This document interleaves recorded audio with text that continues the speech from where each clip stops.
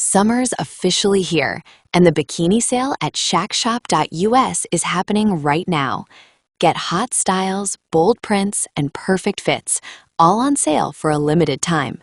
Whether you're beach-bound or poolside, we've got the bikini that makes you feel confident, cute, and totally summer-ready. So don't wait. Head to shackshop.us and shop the sale before it ends. That's shackshop.us, your new favorite bikini spot.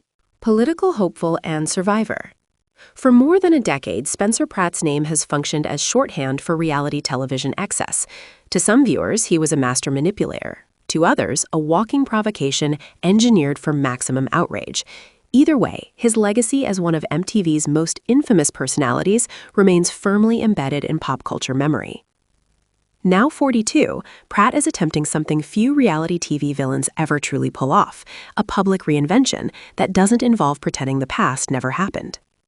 With the release of his memoir, The Guy You Love to Hate, Confessions from a Reality TV Villain, Pratt is stepping back into the spotlight, this time as an author, commentator, and even an aspiring politician.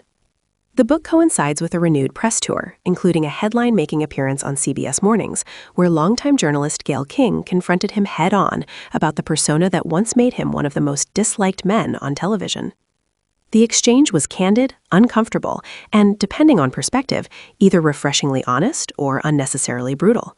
It was also classic Spencer Pratt.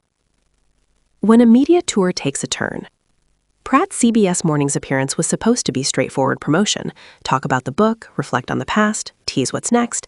Instead, it became a viral moment when King described his behavior on the hills using a term that quickly dominated headlines, douche canoe. Rather than softening the blow, King framed the label as a fair summation of how Pratt presented himself during the show's peak years. She referenced his tendency to escalate conflict, lean into antagonism, and push boundaries seemingly for sport. The moment landed hard, not because the criticism was new, but because of where and how it was delivered. Pratt later explained that the remark caught him off guard, particularly given the tone of their pre-interview. According to Pratt, King arrived well-prepared, armed with notes and a copy of his memoir, and engaged him thoughtfully during a 30-minute off-camera conversation. That preparation led him to believe the segment would focus on literary themes, reflection, and growth. Instead, the on-air conversation pivoted sharply. It felt like a curveball, Pratt later said, describing the contrast between the pre-interview warmth and the blunt on-air framing. Still, he didn't react with anger. If anything, he laughed. Owning the insult instead of fighting it. By now, Pratt is no stranger to being insulted on national television. Over the years, he's been called manipulative, fame-hungry, cruel, and calculating. In that context, douche canoe barely registers as an escalation. Speaking later on Page 6 Radio via SiriusXM, Pratt admitted the phrase was new to him, but hardly devastating. "I've been called almost everything at this point," he said, adding that the novelty of the insult amused him more than anything else. Rather than framing the moment as disrespectful, Pratt suggested King's approach reflected her skill as a broadcaster. He speculated that the pre-interview may have been designed to lower his guard before pivoting to a more provocative on-air exchange. Standard practice, he implied, for seasoned interviewers looking to draw out authentic reactions. Instead of pushing back, Pratt leaned in. The villain who never apologized for being one. Unlike many reality TV figures who later claim they were misedited or misunderstood, Pratt has long maintained that his The Hills persona was intentional. On CBS Mornings, when King asked whether he ever watched episodes back in disbelief at his own behavior, Pratt didn't hedge. He doubled down. He acknowledged that he was fully aware of how he was coming across at the time, and suggested that, if anything, he should have gone even further. In Pratt's view, reality television rewards commitment.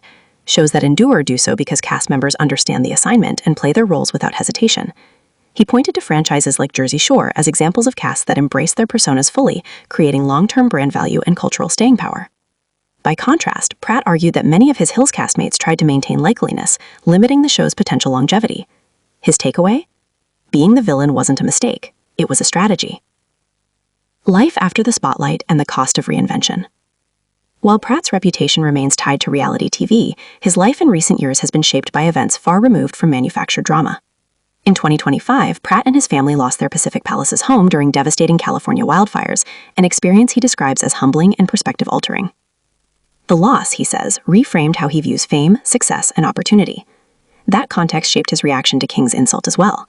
Rather than feeling slighted, Pratt said he was simply grateful to be in a professional studio environment at all. After years of self-filmed content, social media hustling, and rebuilding, sitting under studio lights felt like a privilege, not a platform to take personally. From reality star to political aspirant. Perhaps the most unexpected chapter in Pratt's reinvention is his stated intention to run for mayor of Los Angeles. While details of the campaign remain sparse, Pratt has framed his interest in politics as a response to lived experience, specifically navigating disaster recovery, housing instability, and bureaucratic frustration after the wildfires. To critics, the idea sounds like performance art. To Pratt, it's the next logical step in a life defined by attention, influence, and public engagement. Whether voters take the campaign seriously remains to be seen, but Pratt appears unfazed by skepticism. If controversy built his brand once, he sees no reason it can't feel the second act. The memoir, confession, brag, or both. The Guy You Love to Hate does not attempt to sanitize Pratt's past. Instead, it leans into it, sometimes unapologetically. The book chronicles his rise during the early 2000s, his deliberate cultivation of villain status, and his eventual fall from mainstream relevance.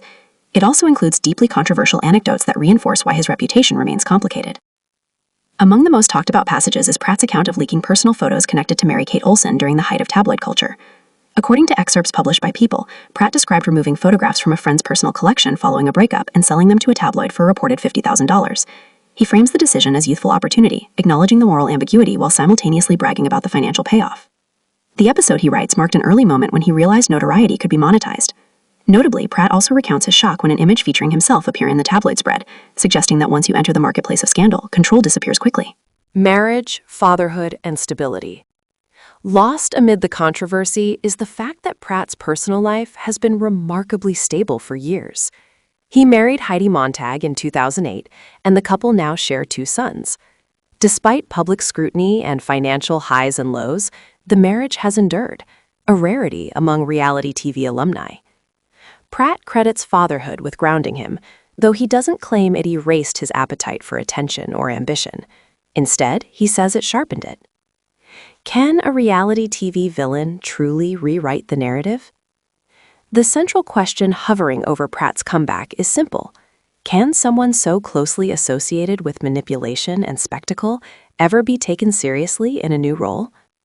Pratt doesn't pretend the answer is yes. He also doesn't care.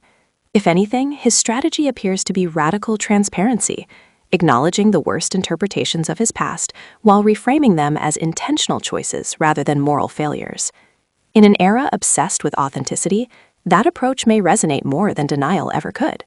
Whether audiences embrace the redemption arc or reject it outright, Spencer Pratt has once again accomplished what he's always done best. He's made himself impossible to ignore.